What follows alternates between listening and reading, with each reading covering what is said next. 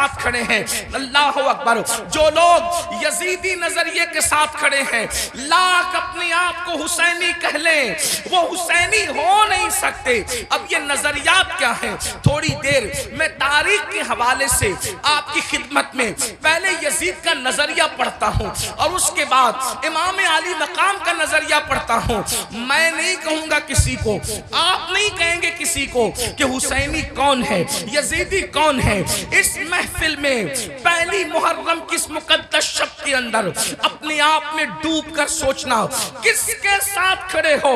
یزید کے ساتھ کھڑے ہو یا شہزادہ رسول کے ساتھ کھڑے ہو؟ میرے آقا صلی اللہ علیہ وآلہ وسلم کے دیوانوں، آخر یزید سے امام علی مقام کو اختلاف کیوں ہے؟ امام اس سے اختلاف کیوں کرتے ہیں؟ اس کی وجہ یہ ہے کہ یزید جو ہے وہ دین یعنی جس میں صرف نماز ہو، اور وہ بھی نماز صرف نام کو نماز ہو، روزے صرف نام کو ہو، حج صرف نام کا ہو، زکوٰۃ صرف نام کی ہو، صدقات و خیرات صرف نام کے ہو، یعنی چند ٹوپیاں داڑیاں بظاہر یہ ایک دیکھنے کی چیز ہو۔ یزید جو ہے اس مذہب سے، اس دین سے بظاہر کوئی اختلاف نہیں کرتا تھا، وہ روح دین کو مٹانا چاہتا تھا، مذہب کی روح کو مٹانا چاہتا تھا، مذہب کی اصل کو مٹانا چاہتا تھا۔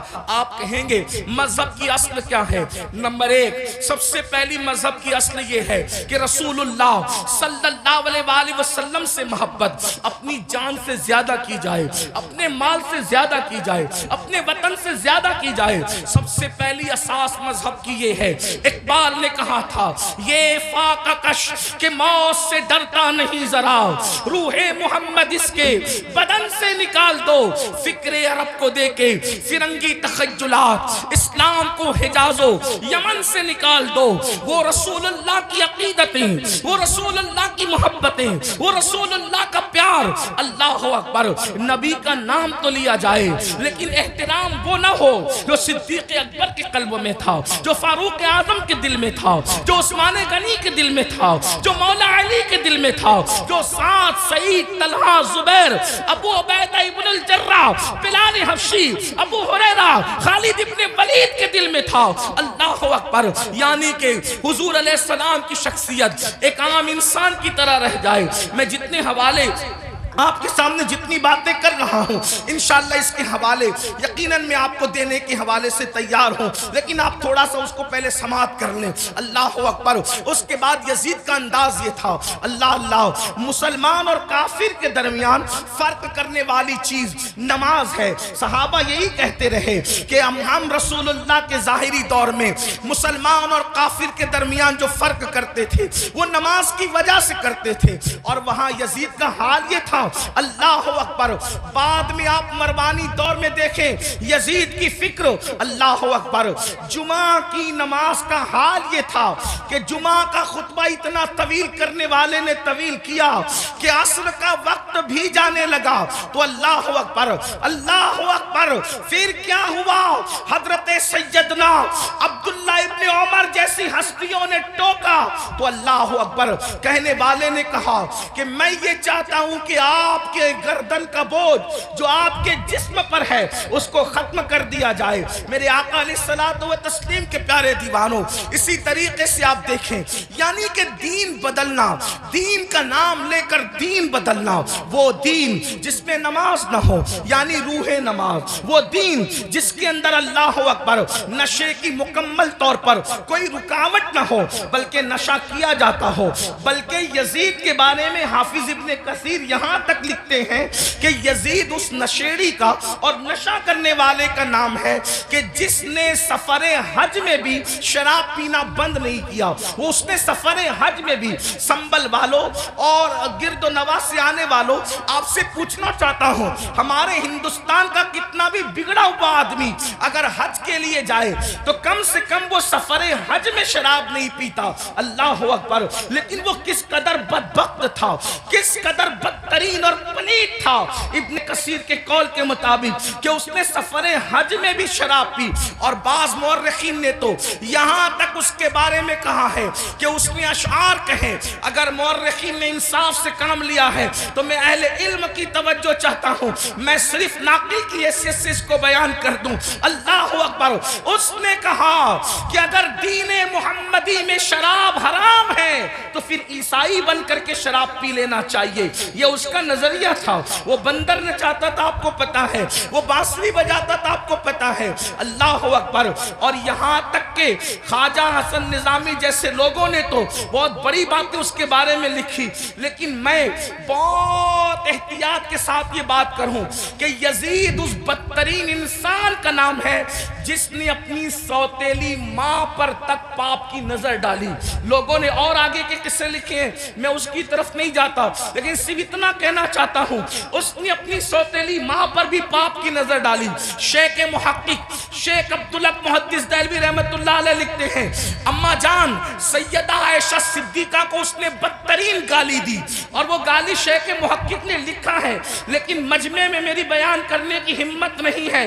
واللہ وہ سیدہ عائشہ صدیقہ جس کے بستر پہ قرآن نازل ہوتا ہو، وہ سیدہ عائشہ صدیقہ جس پہ تہمت لگتی ہو، تو اللہ جس کی برات کا اعلان کرتا ہے، جس کی عصمت کا اعلان کرتا ہے، جس کی شان و عظمت کا اعلان کرتا ہے، سورۃ النور کی آیتیں جس کی طہارت کی گواہی دیتی نظر آتی ہو، میرے امام کہتے ہیں شمع دل مشکاۃ تن سینہ زجاجہ نور کا، تیری سیرت کے لیے آیا ہے سورہ نور کا۔ اللہ اکبر، وہ اتنی گندی گالی دی ہے اس کا ذکر نہیں کیا جا سکتا، یہ یزید تھا۔ اب آپ سے پوچھنا چاہتا ہوں، اللہ اکبر، یزید کے یہاں باپ کا کوئی احترام نہ تھا، اس لیے کہ ابن کثیر کو آپ اٹھا کر کے پڑھیں تو وہ اپنے والد سے دور دور ہی رہا، بلکہ وہ یہود اور نصارہ کے ماحول میں رہا۔ کتوں سے محبت کرنا، بندروں سے محبت کرنا، بانسری کا معاملہ، یہ ساری چیزیں، اور پھر اس کے بعد اس کے اکثر دوست جو تھے وہ یہود و نصارہ تھے۔ میرے آقا علیہ السلام کے پیارے دیوانوں، اب ایسا شخص جو ہے وہ کرسی پر، وہ بھی کون سی کرسی، وہ بھی کون سا تخت، وہ بھی کون سی منزل، وہ بھی کون سا مقام، جس مقام پر افضل البشر بعد الانبیاء بالتحقیق صدیق اکبر بیٹھ چکے تھے، اس کرسی پہ وہ بیٹھ رہا تھا۔ اگر امام اس کو قبول کرتے تو لوگ یہ سمجھتے کہ جو رنگ صدیق اکبر کا ہے وہی رنگ یزید کا ہے۔ اللہ اکبر، یعنی کس قدر جو ہے وہ دین کے اندر فتنہ ہوتا، رکھنا ہوتا، کس طرح جو ہے وہ دین کا کی شکل بگڑ جاتی۔ جس کرسی پہ فاروق اعظم بیٹھ چکے تھے اسی کرسی پہ وہ بیٹھنا چاہتا تھا، یعنی مومنوں کا خلیفہ، مومنوں کا امیر کہلانا چاہتا تھا۔ امام عرش مقام امام حسین رضی اللہ تبارک و تعالیٰ عنہ نے اس کی مخالفت فرمائی، اور مخالفت فرما کر ایک مکمل نظریہ پیش کیا۔ علی اکبر جیسا جوان خاک و خون میں تڑپتا ہوا دیکھا جائے گا، علی اصغر جیسا شہزادہ کربلا کی زمین پر دفن ہوتا ہوا دیکھا جائے گا۔ سکینہ کے چہرے پر تماچے لگتے ہیں، حسین اس کو برداشت کر لیں گے، بیویوں کے دوپٹے چھینتے ہیں، حسین پاک کو وہ برداشت ہو جائے گا، لیکن اللہ اکبر، اللہ کے دین کو بدلا جائے، خدا کے دین کے اندر جو روح ہے اس کو مردہ کرنے کی کوشش کی جائے، امام نے اس کو گوارا نہ فرمایا اور سب لٹایا جو آپ داستان کربلا میں سنتے ہیں۔ آپ سے پوچھنا چاہتا ہوں اب ہم کس کے ساتھ کھڑے ہیں؟ میں جلدی جلدی اپنی گفتگو کو آگے کی طرف لے جاؤں۔ یزید کے یہاں زنا کوئی عیب نہیں تھا، اور امام حسین کے یہاں زنا کا نام سن کر بھی بدن کے رونگٹے کھڑے ہوتے ہیں کہ کیا لوگ ایسا گناہ بھی کر سکتے ہیں جسے زنا کہتے ہیں۔ آپ سے پوچھنا چاہتا ہوں اگر آج کوئی زنا کے اڈے کی طرف جا رہا ہے اور اس کے ماتھے پر بل بھی نہیں ہے اور وہ بے حیائی اور بدی میں ڈوبا ہے، تو آپ سے پوچھنا چاہتا ہوں وہ نظریاتی طور پر کس کے ساتھ کھڑا ہے؟ امام حسین کے ساتھ کھڑا ہے یا پھر یزید کے ساتھ کھڑا ہے؟ بڑی معذرت کے ساتھ اگر برا لگے تو معاف کرنا، کڑے پہننے کا نام حسینیت نہیں ہے، ڈورے ہاتھوں میں باندھنے کا نام حسینیت نہیں ہے، رنگ برنگی کپڑوں پہننے کا نام حسینیت نہیں ہے، 10 دن کے محرمی بننے کا نام حسینیت نہیں ہے۔ حسینیت کیا ہے؟ حسینیت یہ ہے اگر دین کے تحفظ کے لیے گھر لٹانا پڑے تو گھر لٹا دو، اولاد لٹانا پڑے تو اولاد لٹا دو، حتیٰ کہ جان بھی قربان کرنا پڑے تو جان بھی قربان کر کے بتا دو جان اہم نہیں ہے، اللہ کا دین ہے۔ اللہ اکبر یا رسول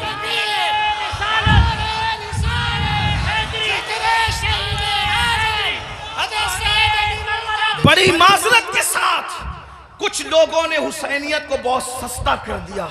اگر ڈوڑے کڑے اور کلر کے کپڑوں کا نام حسینیت ہوتا یا چند محفلوں کا نام حسینیت ہوتا پھر تو پوری دنیا حسینیت کی طرف آ جاتی۔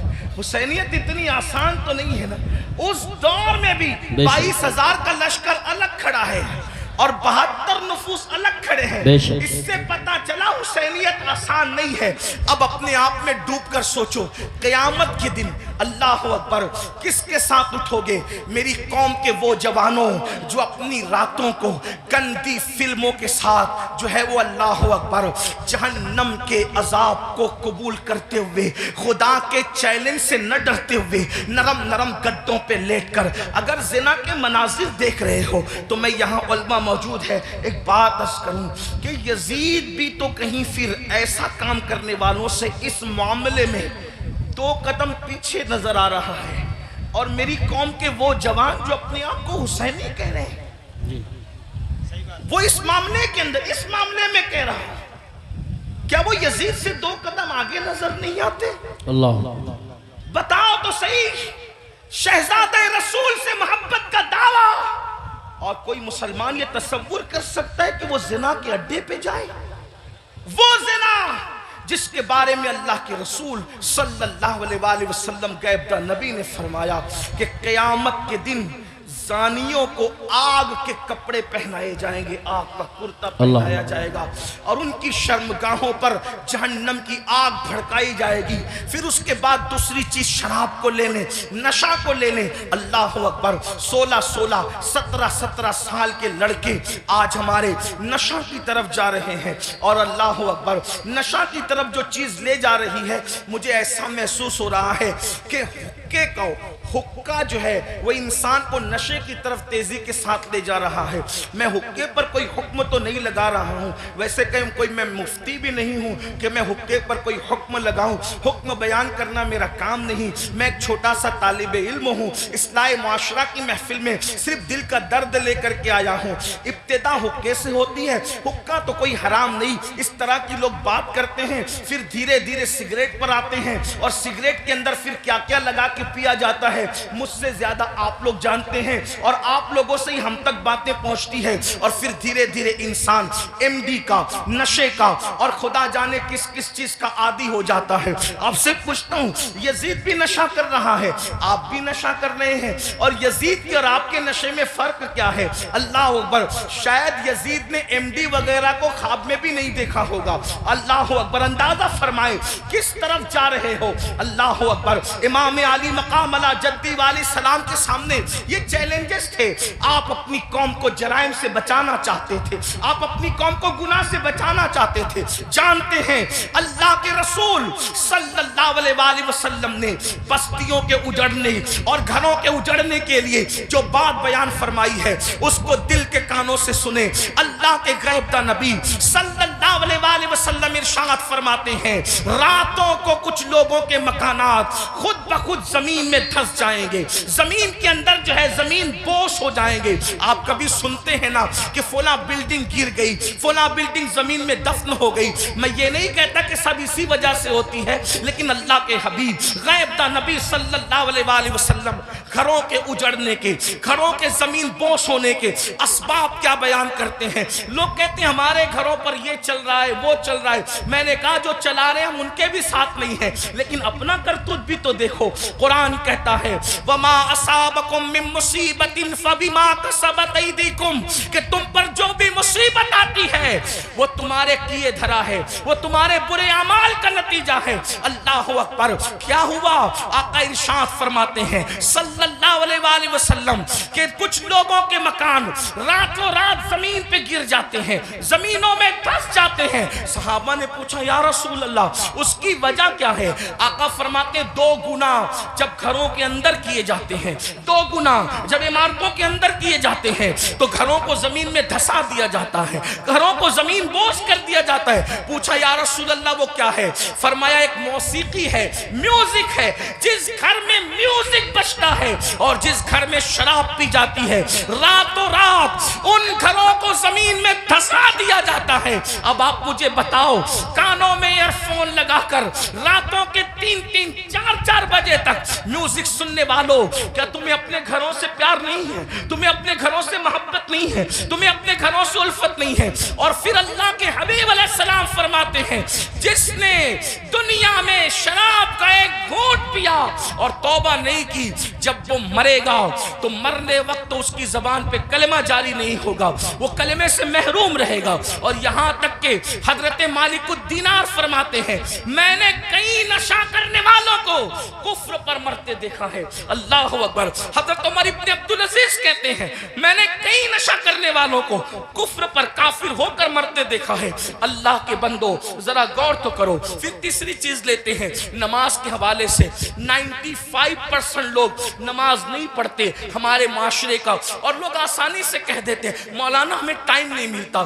بلکہ عاشور کے شب میں بھی جس میں جمعرات ہی کو جنگ ہو رہی تھی کربلا کی، اکثر مورخین کہتے ہیں جمعرات کو ہی جو ہے وہ جنگ کا آغاز کر دیا تھا۔ امام پاک نے پوچھا غازی عباس سے عباس کیا کر رہے ہیں یہ لوگ؟ کہا وہ تو جنگ شروع کرنے کی بات کرتے ہیں۔ کہا ان سے کہہ دو کہ ہمیں نماز بہت پسند ہے، ہمیں تلاوت بہت پسند ہے، ہمیں گریہ اللہ کے لیے کرنا بہت پسند ہے، ذکر اذکار بہت پسند ہے۔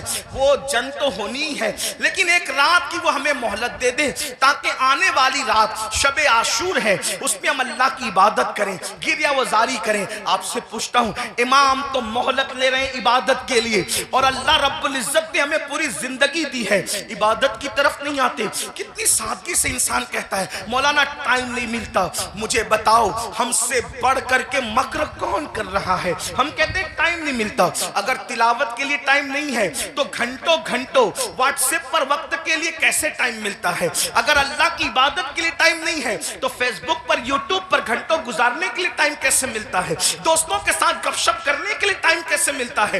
یاد رکھیے اللہ کے بندو کب تک عیاشیاں کرتے رہو گے؟ کب تک جرائم کرتے رہو گے؟ کب تک خدا کے غضب کو چیلنج کرتے رہو گے؟ کب تک اللہ کے عذاب کو دعوت دیتے رہو گے؟ کب تک خدا کے عذاب سے غفلت برتتے رہو گے؟ یاد رکھنا اللہ نے کسی کو بہت لمبی عمر ہمیشہ کے لیے نہیں دی ہے۔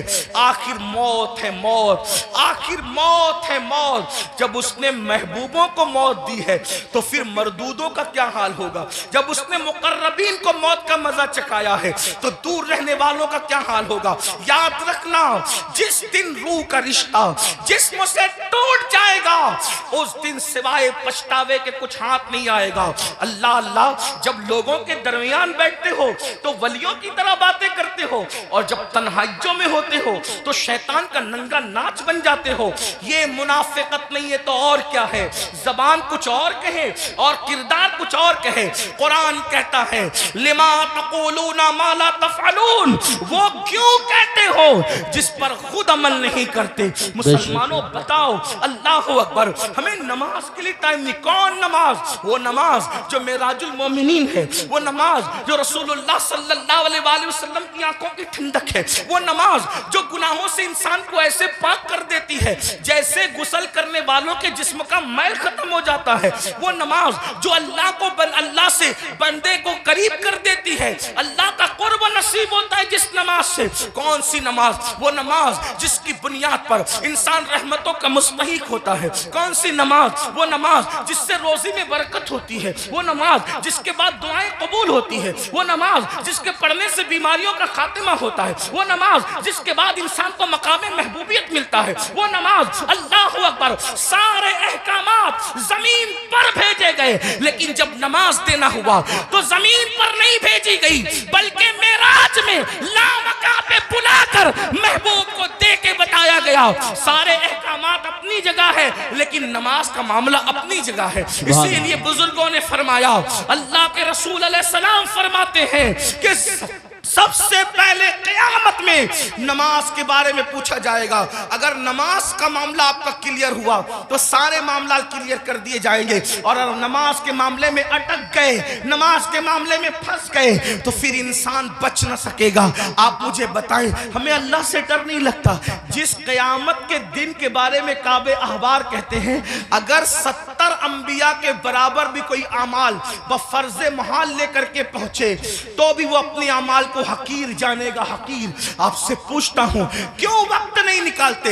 اب آئیے آپ سے پوچھوں, امام تو سجدے کی, امام تو اللہ اکبر شہادت کے وقت بھی سجدہ کرتے ہیں, کتنا دردناک وقت ہوگا. اللہ اللہ, جب انسان کا ایکسیڈنٹ ہوتا ہے اور وہ موت کو قریب دیکھتا ہے تو انسان اپنی جان کی فکر کرتا ہے, مگر قربان میرے امام شہید کربلا نے جب آخری وقت آیا تو بھی اپنے سر کو سجدے میں رکھا اور سر سجدے میں رکھ کر کے بتا دیا اوروں کو جان سے محبت ہے لیکن علی کے بیٹے کو اپنی جان سے زیادہ سجدے سے محبت ہے. آپ بتائیں تو صحیح. اور اسی نماز سے ہم دور ہیں. عاشور میں بھی نماز دور کرتے, عاشور میں بھی نماز سے دور رہتے ہیں. آئیے اب اس اپنی گفتگو کو اینڈ کی طرف لے جاتے ہوئے آپ سے پوچھوں, اگر قیامت کے دن, توجہ کرنا ان جملوں پر, اگر قیامت کے دن فہرست بنی زانیوں کی کہ زانی ایک ساتھ کھڑے رہیں, توجہ آپ, زانیوں کی فہرست بنی کہ زانی ایک ساتھ کھڑے رہیں گے تو جس گروپ میں یزید ہوگا اسی گروپ میں زنا کرنے والے بھی تو ہوں گے نا. دنیا کے اندر بڑی بڑی باتیں ہانکنا آسان ہے. محشر آپ کی مرضی اور میری مرضی سے نہیں ہوگا. محشر کو محشر کہتے اس لیے ہیں کہ وہاں بڑے بڑے مقربین بھی نفسی نفسی کہیں گے. تھوڑا کسی کے دل کی فریاد دل کے کانوں سے سنو, میری قوم کے جوانوں جہنم کا ایندھن بننے نہیں آئے ہو, میری قوم کے جوانوں اللہ کو ناراض کرنے نہیں آئے ہو, امام علی مقام سے جان سے زیادہ محبت کرنے والے میرے سنیوں, آپ سے پوچھتا ہوں تھوڑا غور کرنا, ایمان والے دل پہ ہاتھ رکھ کر سوچنا. زانیوں کی فہرست بنے گی کہ سارے زانی ایک ساتھ کھڑے رہیں, تو بتاؤ جہاں یزید ہوگا وہاں زانی لوگ ہوں گے کہ نہیں ہوں گے؟ اور نگاہوں کی پاکیزہ, نگاہوں کو پاکیزہ رکھنے والوں کی فہرست بنے گی کہ جو نگاہوں کو نیچا رکھتے تھے, عورتوں کو پاپ کی نظر سے نہیں دیکھتے تھے, جن کی نگاہوں میں تقدس تھا, وہ سب ایک طرف کھڑے رہیں. تو بتاؤ اللہ اکبر, نگاہوں کو تحفظ دینے والے امام حسین کے ساتھ کھڑے ہوں گے اور زنا کرنے والے یزید کے ساتھ کھڑے ہوں گے. اگر قیامت میں ایسا ہو گیا, اگر ہو گیا کہ بے نمازی ایک ساتھ رہیں اور نمازوں کی پابندی کرنے والے ایک ساتھ کھڑے رہیں, تو بتاؤ یزید کے ساتھ کھڑے ہوں گے کہ نہیں ہوں گے بے نمازی؟ اور جو نمازوں کو تحفظ دیتے تھے وہ اس شہید کے ساتھ کھڑے ہوں گے کہ نہیں ہوں گے جس نے سر کو سجدے میں قربان کیا ہے, سر سجدے میں قربان کیا ہے. اللہ اللہ, کسی نے کہا تھا ہو سکے تو لائیے دونوں جہاں میزان میں نے ایک سجدہ زمین کربلا سے لے لیا. اللہ اکبر. بتاؤ مسلمانوں, تو پتہ پتہ چلا یہ نظریات کی جنگ ہے، یہ نظریات کی جنگ ہے۔ اب سے پوچھوں، جنگ میں جب انسان جاتا ہے، جنگ میں جب انسان جاتا ہے فوج لے کر جاتا ہے، بہن لے کر نہیں جاتا۔ جنگ میں انسان جاتا ہے فوج لے کر جاتا ہے، بیبیاں لے کر نہیں جاتا۔ جنگ میں انسان جاتا ہے، اللہ اکبر، فوج لے کر جاتا ہے، سوتیلے بھائی لے کر نہیں جاتا۔ جنگ میں انسان جاتا ہے 6 مہینے کا بچہ لے کر نہیں جاتا۔ امام آپ جنگ میں بھی جا رہے ہیں، اور کچھ لوگ تو یہ کہتے ہیں کہ چلو اتفاقی حادثہ ہو گیا۔ اتفاقی حادثہ آپ کے مورخین کے لوگوں کے لیے کہنے کو ہے، ورنہ رسول اللہ کے گھر کا بچہ جانتا تھا۔ آقا نے اتنی تفصیل سے کربلا بیان کی تھی۔ ابن عباس کہتے ہیں کہ نبی کے گھر کے بچے کو پتا تھا کہ حسین میدان کربلا میں کھڑے جو وہ شہید ہوں گے۔ جنگ صفین کے موقع پر مولا کائنات جب کربلا کے قریب سے گزرے تو روئے، فرمایا یہاں حسین کے اونٹ بیٹھیں گے، یہاں ان کے کجاوے رکھے جائیں گے۔ یعنی کتنی تفصیل معلوم تھی خاندان رسول کو کہ اونٹ کہاں بیٹھیں گے وہ بھی پتا ہے، خیمے کہاں لگیں گے وہ بھی پتا ہے، کجاوے کہاں رکھے جائیں گے وہ بھی پتا ہے۔ آپ کہتے ہیں حادثہ ہو گیا، لیکن یہ حقائق ہے، سچائی ہے۔ امام آپ جنگ کے لیے جا رہے ہیں، لیکن بیبیاں لے جا رہے ہیں، جنگ کے لیے جا رہے ہیں، بہنیں لے جا رہے ہیں، جنگ کے لیے جا رہے ہیں، بیٹیاں لے جا رہے ہیں، جنگ کے لیے جا رہے ہیں، بچے لے جا رہے ہیں، جنگ کے لیے جا رہے ہیں، سوتیلے بھائی لے جا رہے ہیں۔ ایسا کیوں؟ امام گویا کے بتائیں گے یہ تلواروں کے ٹکرانے کی جنگ نہیں، بلکہ یہ کردار کی جنگ ہے، یہ نظریات کی جنگ ہے۔ ایک طرف یزید سوتیلی ماں کو پاپ کی نظر سے دیکھ رہا ہے، تو ہم میدان میں بتائیں گے کہ سوتیلے رشتے کا تقدس کیا ہے۔ آپ دیکھیں پوری دنیا کے اندر سوتیلا رشتہ ہمیشہ مشکوک رہا ہے۔ آپ توجہ کریں، سوتیلا رشتہ ہمیشہ مشکوک رہا ہے۔ آپ نہیں دیکھتے سوتیلے رشتے کا مطلب قرآن کی تفاسیر اٹھا کر کے دیکھیں، ابن عباس سے لے کر صاحب نعیمی تک سوتیلے رشتے کا مطلب کیا؟ حضرت یعقوب علیہ السلام کی بیوی جو حضرت یوسف علیہ السلام کی سوتیلی ماں ہے، اللہ اکبر، وہ اپنے بیٹوں کو بتا رہی ہے، اللہ اکبر، کہ تمہارے سوتیلے بھائی نے یہ خواب دیکھا ہے۔ اسی طرح ہے نا، سوتیلے بھائی ہاتھ کا پانی چھین کر کے زمین پہ ڈال رہے ہیں، سوتیلے بھائی ہاتھ کی روٹی چھین کر کے کتے کو ڈال رہے ہیں، سوتیلے بھائی مار پیٹ کر کے کنویں میں پھینک رہے ہیں۔ یہی تو سوتیلا رشتہ لوگ جانتے ہیں، مگر قربان جائیں امام علی مقام سوتیلے بھائیوں کو کربلا میں لے جا کر اور پھر ان کی وفا کا اظہار کر کے بتا رہے ہیں۔ آخر کار امام حسین نے سوتیلے بھائیوں کے ساتھ سلوک کیا کیا ہوگا کہ سوتیلے بھائی اپنی جان سے زیادہ اپنے سوتیلے بھائی سے پیار کر رہے ہیں۔ کوئی کسی پر یوں تو نہیں مرتا، کوئی کسی سے یوں تو پیار نہیں کرتا۔ اب آپ سے پوچھتا ہوں، حسین پاک کا سوتیلا بھائی سب سے زیادہ معتبر با وفا ہے، جسے دنیا غازی عباس کے نام سے جانتی ہے۔ آپ سے پوچھتا ہوں، وفا کا دوسرا نام اگر کربلا کے بعد ہم سے کوئی پوچھے تو ہم حضرت غازی عباس کا نام لیا کرتے ہیں۔ شمر نے اللہ اکبر رشتہ داری کی وجہ سے حضرت عباس کو امان لکھی، ان کے بھائیوں کو امان لکھی، تو حضرت عباس نے کہا شمر تجھ پر بھی لعنت ہے اور تیری امان پر بھی لعنت ہے، واللہ تو نے نبی کے شہزادے کو امان نہیں دی۔ ان کو کاٹنا چاہتا اور ہمیں بچانا چاہتا ہے۔ حسین کے بعد زندہ رہنے کو ہم پسند ہی نہیں کرتے۔ یہ ایک سوتیلے بھائی کا جذبہ۔ اب آپ سے پوچھتا ہوں، اگر آپ کربلائی ہے، اگر آپ حسینی ہے، تو اس مجمع میں اپنے دل میں سوچو آپ کے سگے بھائی کے ساتھ آپ کا سلوک کیا ہے۔ کربلا صرف کالے کپڑوں کا نام تو نہیں ہے نا پہننے کا، کربلا سینہ پیٹنے کا نام نہیں ہمارے درمیان۔ ہمارے درمیان کربلا اسوہ مصطفیٰ کی تفسیر کا نام ہے، ہمارے نزدیک کربلا بدر و احد کے مقصد کی تکمیل کا نام ہے۔ آپ سمجھتے ہیں کیا ہے کربلا کو، لیکن ہمارے اندر کربلا کہاں ہے؟ ہم نے رسمی اور اسمی کربلا کو تو دیکھا، ہم نے حقیقت کربلا کو نہیں دیکھا۔ بتاؤ آپ اور ہمارا جذبہ بھائی کے بارے میں کیا ہے؟ یہی نا، اس کا کھیت ہڑپ کر لیا، اس کا حصہ ہضم کر لیا، اس پر کیس کر دیا، اس کے خلاف کھڑے ہو گئے، اس کی بیٹی کو اچھے رشتے آتے تو آپ کو پسند نہیں آتا، آپ کو ہضم نہیں ہوتا۔ بتائیں تو صحیح، اس کے گھر میں بیٹے ہی بیٹے پیدا ہوں تو آپ کو تکلیف ہوتی ہے۔ یہ آپ کا معاملہ سگے بھائی کے لیے، اور وہاں سوتیلے بھائی کے ساتھ انداز کیا ہے سرکار غازی عباس کے ساتھ دیکھیں۔ پھر اس کے بعد امام اپنی بہن کو کربلا میں لائے۔ جب امام کسی کی کوئی بات نہیں مانتے، توجہ کرنا، جب امام کسی کی کوئی بات نہیں مانتے تو سیدہ زینب کھڑی ہو کے کہتی ہے بھیا یہ کر لو، بھیا یہ کر لو، بہن کی کوئی بات نہیں ٹلتی۔ گویا کہ حسین بتا رہے ہیں وہاں بہن کا کوئی تقدس نہیں ہے، اور یہاں بہن کے تقدس کا عالم یہ ہے کہ بظاہر اگر حضرت امام کے اپنی فکر کے خلاف بہن بات کر رہی ہے تو امام اس کو ہی مانتے نظر آ رہے ہیں۔ کس نے نہیں کہا تھا کہ علی اصغر کو لے جائیں اور یزیدیوں سے کہیں کہ پانی پلا دیں؟ امام نے سب کو منع کیا، لیکن جب بہن آئی اور بہن نے کہا میرے لیے چلے جائیں، میں کہہ رہی ہوں آپ چلے جائیں، تو مورخین لکھ رہے ہیں بہن کی بات مان کر امام یزیدیوں کی طرف جاتے ہوئے نظر آتے ہیں۔ حالانکہ یہ امام پاک رضی اللہ تبارک و تعالیٰ کی شان ہے کہ یزیدیوں کے ہاتھوں سے ان کے شہزادہ والا تبار نے پانی نوش نہیں فرمایا، وہ تو شہید ہو گئے، لیکن آپ سے پوچھتا ہوں بہن کے بارے میں امام علی مقام کا حال یہ، بیویوں کی موجودگی میں قیادت کا جھنڈا خاندان نبوت کا کسی کے ہاتھ میں دیتے ہیں، بیٹیوں کی اور بیویوں کی موجودگی میں اس کو بہن کہتے ہیں۔ بتاؤ امام تو بہن سے اتنا پیار کرتے ہیں، ہمارا اور آپ کا بہنوں کے ساتھ کیا تعلق ہے؟ ہمارا اور آپ کا بہنوں کے ساتھ کیا رشتہ ہے؟ آپ بتائیں مجھے، اگر بہن گھر آ جائیں 4 بچوں کو لے کر تو بھائی اور بھابھی بات کرتے ہیں، کھلائیں گے کہاں سے؟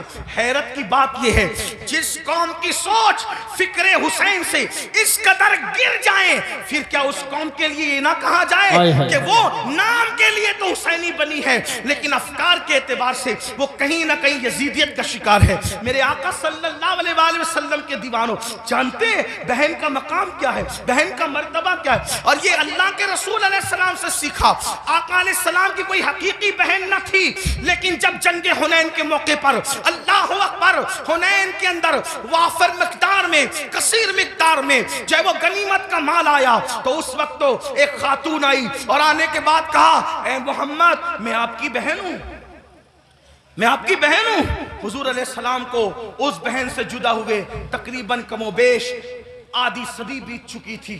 اللہ کے حبیب علیہ السلام نے کہا تم میری بہن ہو، نام کیا ہے؟ کہا میرا نام شیمہ ہے، میں حلیمہ کی بیٹی ہوں۔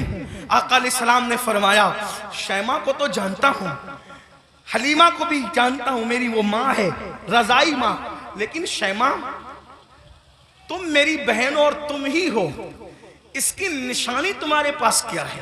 اللہ کیا نشانی ہے مجھے بتاؤ۔ تو حضرت شیمہ کہتی ہے ایک بات ایسی ہے جو صرف تم اور میں جانتے ہیں، تیسرا کوئی نہیں جانتا ہمارے سوا۔ کہا وہ کون سی؟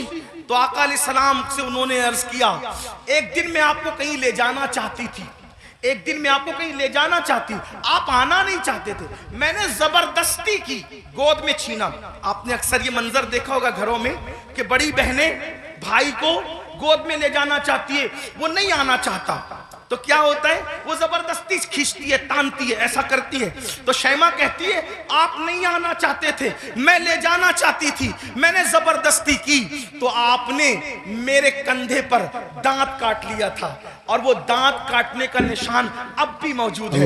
حضور علیہ السلام نے یہ سنا تو اتنا ہنسے اپنی شان کے مطابق کہ حضور علیہ السلام کی داڑھیں نظر آئی، اور پھر جب یہ ثابت ہو گیا کہ شیمہ یہی ہے تو آقا نے فرمایا اے میرے صحابہ، شیمہ کے سسرال کی بکریاں، بھیڑے، اونٹ، گھوڑے جتنے غنیمت میں آئے ہیں، چونکہ یہ میری بہن ہے میں اس کو واپس کرتا ہوں، تم لوگ بھی واپس کرو۔ سبحان اللہ، نعرہ تکبیر۔ فرمائے بہن کا یہ اکرام ہے، حالانکہ وہ حقیقی بہن نہیں ہے، وہ حقیقی بہن نہیں، رضائی بہن ہے۔ اکرام دیکھو، احترام دیکھو، ہمارے پاس بہن کا کیا احترام ہے۔ اگر بہن جوان ہو گئی، اس کو رشتے نہیں آ رہے ہیں تو بھائی بوجھ سمجھتا ہے، بوجھ سمجھتا ہے، اور جب بھائی بوجھ سمجھتا ہے تو وہ دیکھتی ہے کہ بھائی کا منہ اچھا نہیں، باپ بوجھ سمجھ رہے باپ کا منہ اچھا نہیں، ماں بوجھ سمجھ رہی باپ کا منہ، ماں کا منہ اچھا نہیں، تو پھر ایک بیٹی یہ فیصلہ کرتی ہے جس گھر میں نہ بھائی اپنا ہو، نہ بہنیں اپنی ہو، نہ ماں اپنی نہیں ہو نہ باپ اپنا ہو, سب تو منہ اتار کر کے مجھے بوجھ سمجھتے ہیں. تو پھر وہ مجبوراً یہ فیصلہ کرتی ہے کہ پھر باہر جہاں سے پیار مل رہا ہے, پیار اگرچہ دھوکے کی طور پہ مل رہا ہے, اللہ اکبر, پھر کیوں نہ اسی کا ہاتھ پکڑ لیا جائے. یاد رکھنا مسلمانوں, آج ہمارے منبروں سے یہ بات ہو رہی ہے کہ ہماری بیٹیاں بھاگ رہی ہیں, بھاگ رہی ہیں, بھاگ رہی ہیں. مفکرین یوٹیوب چینلوں پر بھی کہہ رہے ہیں. پہلی بات تو میں دو بات کرنا چاہتا ہوں. نمبر ایک, منبروں سے اس بات کو بہت مبالغے کے طور پہ بیان نہ کیا جائے, یہ میری گزارش ہے, ورنہ کل مستقبل میں, اللہ اکبر, مستقبل میں کل لوگ انہی تقریروں کو بنیاد بنا کر, انہی اخبارات کے آرٹیکلوں کو بتا کر ہمارے بچوں کو تانا دیں گے کہ تمہاری بیٹیاں تو بھگوڑی تھی, بھگوڑی. کون کی بیٹیاں بھگوڑی تھی؟ کوئی کہتا ہے 30 لاکھ چلی گئی, کوئی کہتا ہے 40 لاکھ چلی گئی, کوئی کہتا ہے 50 لاکھ چلی گئی. میں نے کہا حضرت جی ثبوت تو بتائیں, اتنی چلی گئی کہاں گئی, ذرا یہ تو بتائیں. وہ کہا میڈیا میں آیا ہے. میں نے کہا او نادانو, تھوڑا تو ذرا شعور کرو, ہر بات تو بولنے کی نہیں رہتی. اگر میڈیا کہہ دے کہ چاند ہو گیا, چاند آ گیا, تو کیا اس کی بات مانو گے؟ کہ نہیں مانیں گے. ہم نے کہا جس میڈیا کے کہنے پہ چاند کا آنا نہیں مانتے, اس میڈیا کے کہنے پہ بیٹیوں کا بھاگ جانا کیسے مان لیتے ہو؟ واللہ آج بھی مسلمانوں کی بیٹیوں میں اتنی غیرت ہے کہ کسی اور کی ماں میں اتنی غیرت نہیں ہے.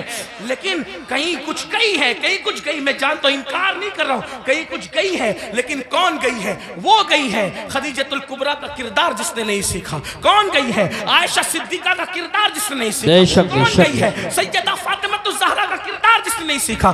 کون گئی ہے؟ سیدہ زینب کا کردار جس نے نہیں سیکھا. وہ چند گئی ہے. لیکن یاد رکھنا, ہم اتنا مبالغہ نہ کریں, اس لیے کہ باتیں باتیں ہوتی ہے, حقیقتیں حقیقتیں ہوتی ہے. اللہ اکبر, اپنی باتوں کو دلچسپ بنانے کے لیے پوری قوم کی آبرو کا ہم سودا نہ کریں, تھوڑا سا ہمیں خیال کرنا ہوگا. اور ایک بات کہتا ہوں, لیکن چلے چند گئی تو گئی, ایک بات کہتا ہوں, بہت پورے یقین سے کہتا ہوں, علماء موجود ہیں, میرے مخدوم بھی موجود ہیں, سادات کرام بھی موجود ہیں. اللہ اکبر, جب تک مسلمان بیٹی کو جنت سمجھتا تھا اس وقت تک ہماری بیٹیاں گھر سے کبھی نہیں بھاگی تھی. جب سے مسلمان نے بیٹی کو بوجھ سمجھا ہے, اب ہماری بیٹیاں گھروں سے جا رہی ہے. اگر جا رہی ہے چند تو بوجھ سمجھا اس لیے جا رہی. بیٹیوں کو بوجھ نہ سمجھو, بیٹیاں بوجھ نہیں ہے, جنت ہے. بیٹیاں بوجھ نہیں ہے, جنت ہے. بہنیں بوجھ نہیں ہے, جنت ہے. اس لیے ان کی خدمت کرو. کیا لوگوں کو یہ نہیں پتا, اللہ کے سچے رسول صادق و مصدوق نے فرمایا, بیٹی کی پرورش کرنے والا اور میں محمد جنت میں اتنے قریب ہوں گے جیسے یہ 2 انگلیاں قریب ہیں. آپ سے پوچھتا, لوگ کہتے ہیں حضرت ایسا تعویذ دی ہمیشہ برکت رہے. میں نے کہا بیٹی اس تعویذ کا نام ہے قیامت تک برکت رہے. وہ کیسے؟ کہ حدیث پاک میں آتا ہے, جس گھر میں بیٹی پیدا ہوتی ہے اس گھر میں فرشتے آتے ہیں اور اس کو چاروں طرف سے گھیر کر کہتے ہیں, اے کمزور جان سے پیدا ہونے والی کمزور جان, جس کے گھر میں تو پیدا ہوئی, ہم قیامت تک اللہ کے حکم سے اس کی مدد کرتے رہے.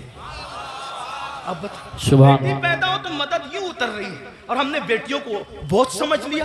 تو امام کربلا میں دیکھو بیٹی سے پیار کتنا کر رہے ہیں. حضرت سیدہ سکینہ جنہیں سکینہ بھی کہتے ہیں.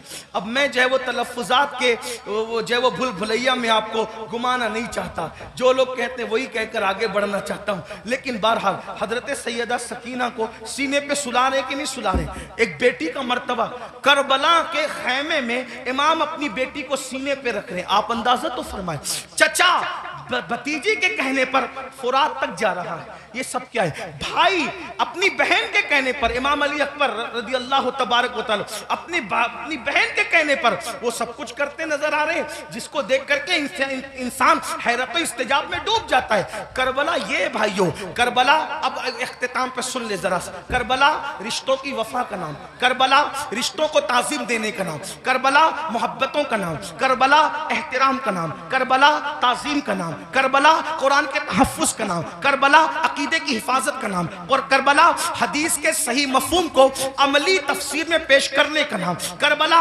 कुरान मुक़द्दस के सांचे में ढल जाने का नाम, करबला शराब से नफरत का नाम, करबला ज़िना से नफरत का नाम, करबला जुए से नफरत का नाम, करबला बांसुरी म्यूजिक और मौसीकी के मुकम्मल खातिमे की जोदे मुसलसल का नाम, करबला सजदों के लिए इंसान क्या क्या कुर्बानी दे सकता है, इस पैगाम में खामोश का नाम करबला है। अब आपसे पूछता हूं, हमने करबला से सीखा क्या? वही गुनाह में मुब्तला, वही जराइम में मुब्तला, वही बलाओं में मुब्तला। एक बात ये भी कह दूं इख्तिताम पर, खास तौर पर आखिर में बात करते करते, मुसलमानों एक बात आपसे कह दूं, करबला तो सहाबे किराम की कुर्बानियों के तहफ़्फ़ुज़ का नाम था, लेकिन आज जब करबला का जिक्र होता है तो उन्हीं सहाबा को निशाना बनाया जाता है, उन्हीं सहाबा पे तबर्रा किया जाता है, उन्हीं सहाबा को माज़अल्लाह ये इसलिए करार दिया जाता है कि उन्होंने तो अहले बैत का हक कसब किया। और वो लड़के जो जुमा की नमाज भी 2 रकत पढ़ के भाग कर आते हैं, ऐसे जैसे स्कूल की छुट्टी होने पर बच्चे भाग जाते हैं, वो सहाबा के किरदार पे बात करते हैं कि वो तो ऐसे थे, वो तो वैसे थे। मैं पूछता हूं, किस मुंह से सहाबा को तान करते हो, किस मुंह से सहाबा की अजमत पर उंगली उठाते हो? 2 रकत पढ़ने की औकात नहीं है सही से, और उनके लिए उंगली उठा रहे हो जिन्होंने दीन के लिए अपना माल कुर्बान किया। आज मुसलमान कहलाना आसान है, लेकिन अल्लाह अकबर, उस वक्त जब अल्लाह अल्लाह मुसलमान कहलाए जाने पर, मुसलमान बन जाने पर पिटाइयां होती थी, पत्थर मारे जाते थे, कोड़े मारे जाते थे, चाबुक बरसाए जाते थे, भूखा रखा जाता था, सोशल बाइकाट किया जाता था। सहाबा उस वक्त के मुसलमान हैं, उनके ईमान पर ये कौम के लड़के सवाल या निशान खड़ा करेंगे जिनको तहारत के मसाइल तक नहीं पता है। आपसे पूछना चाहता हूं, वो सिद्दीक़ अकबर रज़ी अल्लाह तबारक व तआला अन्हु जिसने वो कुर्बानी दी है कि अल्लाह के रसूल ने फरमाया, जिसने इस्लाम की मदद की है सबके एहसान का बदला अदा किया जा चुका है, सिवाय अबू बकर के एहसान का बदला क़यामत में अल्लाह तबारक व तआला अता फरमाएगा। ऐसे लोगों को गासिब कहा जाता है, ऐसे लोगों को हक तलफ किसका? अहले बैत का। मुझे बताओ मुसलमानों, जरा गौर करो, उस फारूक आजम के बारे में कहा जाता है कि उन्होंने ये किया, ये किया, ये किया। आपसे पूछता हूं, फारूक आजम का किरदार पता है? फारूक आजम का किरदार मालूम है? फारूक आजम के किरदार के बारे में इल्म है?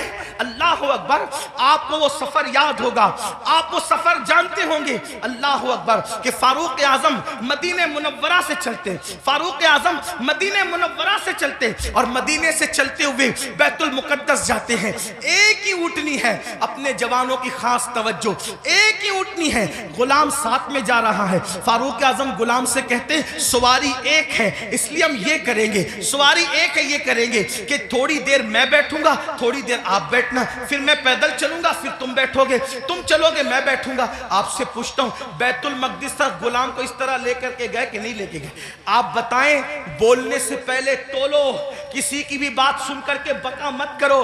जो फारूक आजम एक गुलाम की हक तलफी न करें, जो फारूक आजम एक गुलाम की हक तलफी न करें, वो फारूक आजम अपनी आकाज़ादी सैयदा फातिमतुज़ ज़हरा की हक तलफी कैसे कर सकते हैं? आप जानते हैं, कभी गौर तो किया होता, कभी सोचा तो होता, जिससे जो सुना वही बकना शुरू कर दिया। मेरे आका अलैहिस्सलाम फरमाते हैं, मेरे असहाब को बुरा मत कहो, मेरे सहाबा को बुरा मत कहो। और इसी करबला की बात करते हुए सहाबा पे तबर्रा किया जाए, मुसलमानों क्या मुंह लेकर के उठोगे? जानते हैं, शिफा शरीफ में काजी अयाज रहमतुल्लाहि ताला अलैह लिखते हैं कि एक शख्स मर रहा था, उसको मौत आ रही थी, मरते वक्त उसकी जबान पे कलेमा नहीं आ रहा था। अल्लाह अकबर, उसकी जबान पे कलेमा नहीं आ रहा था। उससे पूछा गया कि तू कलेमा क्यों नहीं पढ़ पा रहा है? उसने कहा कि मैं अबू बकर और उमर के गुस्ताखों کے ساتھ بیٹھا کرتا تھا وہ گستاخ نہیں تھا بلکہ گستاخان شیخین کے ساتھ بیٹھتا تھا. اللہ اکبر. تو جو گستاخان شیخین کے ساتھ بیٹھے, صرف بیٹھے, مرتے وقت تو اس کی زبان پہ کلمہ نہیں آتا, جو گستاخی کرے اس کا کیا انجام ہوگا. یہ دنیا چند دن کی ہے, یہ دنیا چند لمحے کی ہے. بندوں کی خوشی کے لیے اللہ کو ناراض نہ کرو. واللہ ورسولہ احق ان یرضوا.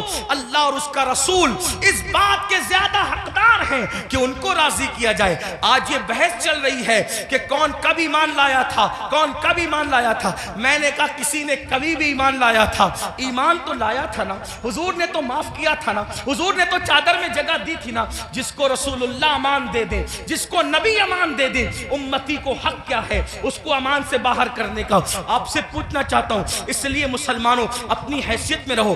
اعلیٰ حضرت امام احمد رضا محدث بریلوی فتاوی رضویہ شریف میں لکھتے ہیں, عالم ربانی کی توہین کرنے والا کفر تک جاتا ہے. جب عالم ربانی کی توہین کرنے والا کفر تک جاتا ہے, جو صحابہ کی توہین کرے, صحابہ کو گالیاں دے, یاد رکھنا اسٹیج پر کچھ بھی کہو, کمرے کی گفتگو تو اللہ سن رہا ہے, دلوں کا حال تو اللہ دیکھ رہا ہے. اس لیے ان کے لیے دلوں میں کینہ نہ رکھو, ان کے لیے دلوں میں عداوت نہ رکھو. مسلمانوں کیا بات ہے, اگر رسول اللہ اونٹ کے چمڑے کی نالین پہن لے تو ہم اس نالین کو سر پہ رکھتے ہیں. آخر اونٹ کا چمڑا نہ دیکھا, کیا دیکھا؟ رسول اللہ کی نسبت دیکھی. تو جب رسول اللہ کی نسبت کی وجہ سے اونٹ کا چمڑا سر پہ رکھا جاتا ہے تو رسول اللہ کی نسبت کی وجہ سے اصحاب مصطفیٰ کی تعظیم کیوں نہیں کی جاتی, ان کا احترام کیوں نہیں کیا جاتا. لیکن ایک بات یہ بھی خیال رکھنا, ایک طبقہ وہ ہے کہ اللہ اللہ جو صحابہ کو ہلکا جان رہا ہے, صحابہ کی بیعت بھی کر رہا ہے, کمروں میں بیٹھ کر کے اپنے ماننے والوں کو ان کے خلاف کان بھر رہا ہے. لیکن دوسرا طبقہ وہ بھی نظر آ رہا ہے کہ جب اہل البیت پر کوئی گفتگو ہوتی ہے تو پھر اس کا منہ اترتا ہے کہ یہ اہل بیت کی فضیلت پڑھنے والا کوئی رافضی تو نہیں ہو گیا. ہم کہتے ہیں اللہ کے بندو, اہل بیت کی فضیلت پڑھنا رافضیت نہیں ہے بلکہ صحابہ کی گستاخی کرنے کا نام رافضیت ہے. ورنہ دیکھو اللہ اکبر, ہمارے جتنے بزرگان دین ہیں سب نے کھل کھل کر, کھل کھل کر صحابہ کی عظمت بھی بیان کی اور اہل بیت کی عظمت بھی بیان کی. آج اگر محفل میں نعرہ حیدری لگے تو کچھ لوگوں کے چہرے یوں اترتے ہیں. ہم نے خود منبر پہ محسوس کیا, ان کے نام نہیں جانتے وہ کون لوگ ہیں. اللہ اکبر, کہ محفل میں علی کا نعرہ لگ رہا ہے, کہیں رافضیوں کی محفل تو نہیں. میں نے کہا یہ فکر صحابہ نہیں ہے, فکر اہل سنت نہیں ہے. ہماری محفلوں میں صحابہ کے ساتھ علی مرتضیٰ کا نعرہ لگتا تھا, لگتا ہے اور انشاءاللہ لگتا رہے گا. بلکہ صحابہ نے تو معیار قرار دیا ہے ایمان کا علی مرتضیٰ کو. فرمایا جب لوگوں میں بدعتیں پھیلنے لگی, فتنے اٹھنے لگے, تو محفلوں میں لوگ آتے تو ہم سوچتے کون اپنا اور پرایا ہے. تو جب لوگوں کو چھانٹنا چاہتے, لوگوں کو تقسیم کرنا چاہتے, اپنے اور پرائے کا فرق کیا ہے, تو ہم ذکر علی کرنے لگتے. علی کا ذکر سن کر جن کے چہرے کھل جاتے سمجھ جاتے ایمان والا ہے, جس کا چہرہ اتر جاتا سمجھ جاتے کہ منافق. نعرہ تکبیر, اس لیے نعرہ ذکر رسالت. علی کرو مگر احترام صحابہ کے ساتھ, ذکر اہل بیت کرو احترام صحابہ کے ساتھ, صحابہ کا ذکر کرو اہل بیت کی تعظیم کے ساتھ, کیونکہ یہ دونوں رسول اللہ سے منسوب ہیں. بلکہ یوں کہہ لیں حضور کے ارد گرد ستارے گردش کر رہے, جو گردش گھر کے اندر کر رہے ان کو اہل بیت کہتے ہیں, اور جو گھر کے باہر کر رہے ہیں ان کو صحابہ کہتے ہیں. حضور کی نسبت کا خیال کرو. آئیے اپنی بات کو اختتام تک پہنچاتے ہوئے یہ بات عرض کروں. مسلمانوں ہم نے باتیں بہت کی, بہت باتیں کی, بہت باتیں کی. ہم سب جگہ ہیں, عمل کے میدان میں نہیں, عمل سے کورے, زندگی گناہوں میں ڈوبی ہوئی ہے. یاد رکھنا اللہ کی بارگاہ میں ہمیں اور آپ کو پہنچنا ہے, اللہ کو منہ دکھانا ہے, اللہ کی بارگاہ میں کھڑے ہونا ہے. آئیے آج سے پہلے کچھ کیا, جو کیا سچی توبہ کریں, اللہ کی طرف پلٹیں, اللہ کی طرف واپس آئیں.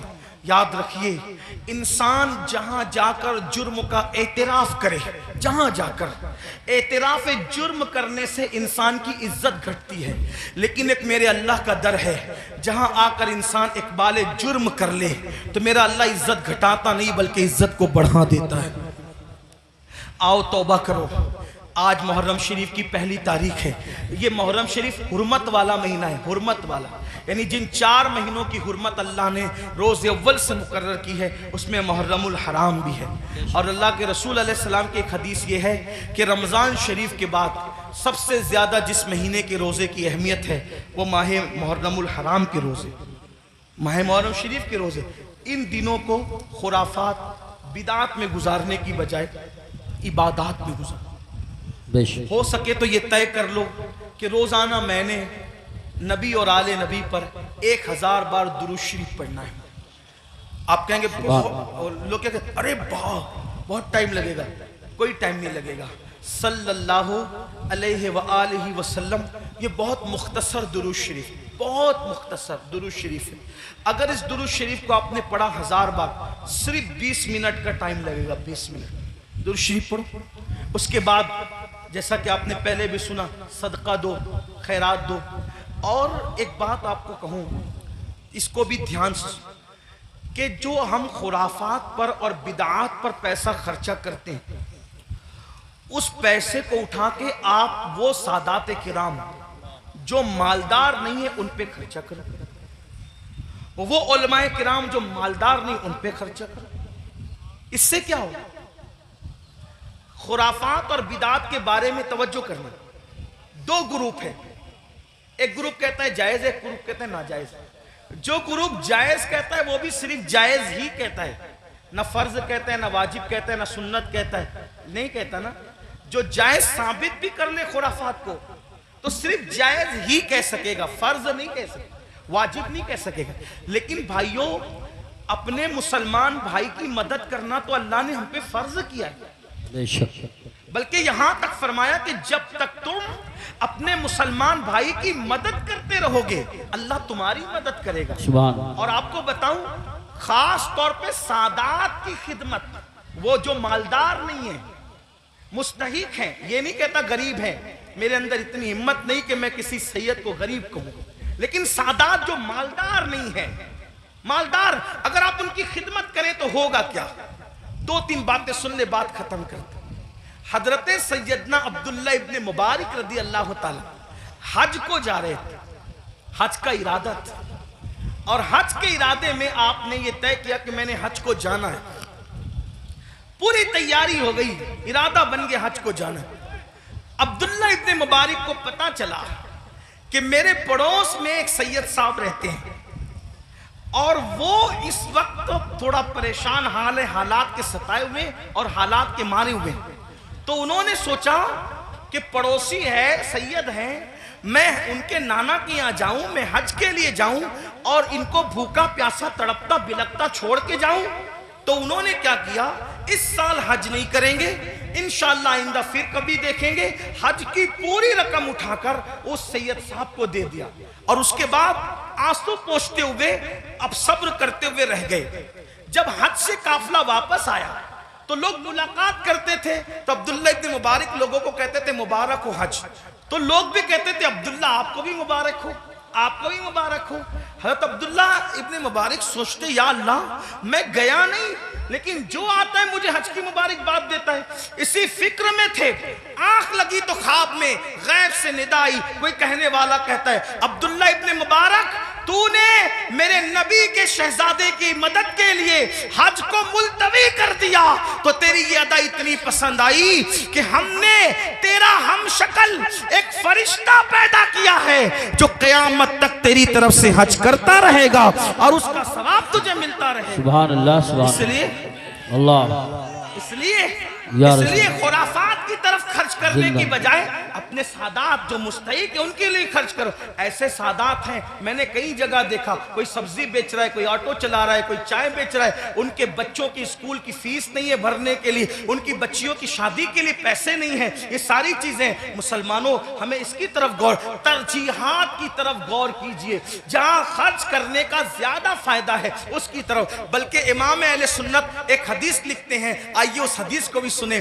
کہتے ہیں کہ میرے آقا علیہ السلام نے فرمایا کہ جس نے بنو ہاشم پر احسان کیا, ان کی خدمت کی, ان کی مدد کی, آقا فرماتے ہیں مجھ پر واجب اور لازم ہے کہ جس نے بھی میری آل کی خدمت کی, مدد کی, نصرت کی, حمایت کی, محبت کی, آقا فرماتے ہیں مجھ پہ واجب ہے, لازم ہے کہ اس کا صلہ میں اس کو قیامت میں دوں گا جب وہ مجھ سے ملے گا. یہ حدیث لکھنے کے بعد میرے امام کہتے ہیں جس کا مفہوم یہ, سنیوں دوڑو اور سادات کی خدمت کر لو, اس لیے کہ نبی کس کس کو ملیں گے کس کس کو نہ ملیں گے الگ عنوان ہے, لیکن جنہوں نے آل نبی کی خدمت کی ہوگی اس سے ملنے کا وعدہ مصطفیٰ جان رحمت فرما رہے ہیں. گویا کہ اور لوگ حضور کو ڈھونڈیں گے اور حضور اپنی آل کی خدمت کرنے والے کو صلہ عطا فرما رہے ہوں گے, لقاء کا شرف عطا فرما رہے ہوں گے. اس لیے میری گزارش ہے, ہم نے اپنے پیسوں کو, روپیوں کو بہت ضائع کیا خرافات پر, بدعات پر.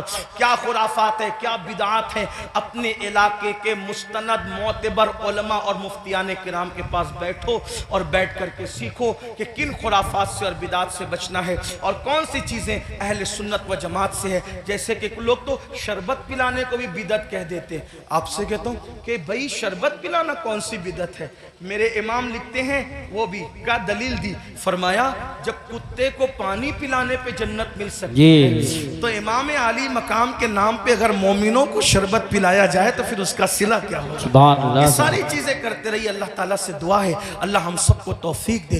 گفتگو کے درمیان اگر کوئی غلطی ہو جائے تو اللہ تعالیٰ معاف فرمائے. استغفر اللہ ربی من کل ذنب واتوب الیہ. اہل سنت کا ہے بیڑا پار, اصحاب حضور نجم ہے اور ناؤ ہے عطرت رسول اللہ کی. السلام علیکم ورحمۃ اللہ وبرکاتہ.